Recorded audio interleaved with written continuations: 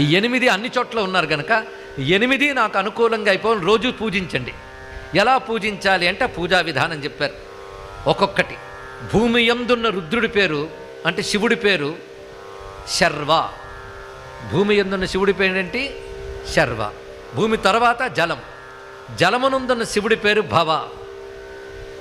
అగ్ని యందున్న శివుడు రుద్ర. వాయువునందున్న శివుడి పేరు ఉగ్ర. తర్వాత 4 భూతాలు అయ్యండి. ఇంకోటి ఏంటి చెప్పండి? ఆకాశం. ఆకాశమున శివుడి పేరు భీమ. 5 అయిపోయాయి. తర్వాత ఎవరు చెప్పాం? సూర్యుడు. ఆయన యందున్న శివుడి పేరు ఈశాన.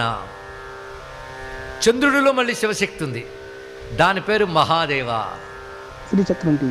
తర్వాత క్షేత్రజ్ఞుడు, వీడికి యజమాని అని పేరు, అతడి పేరు పశుపతి. జీవుల్లో పశుపతి కొండి నడుపుతుంటాడు అందరిని ఇక్కడ.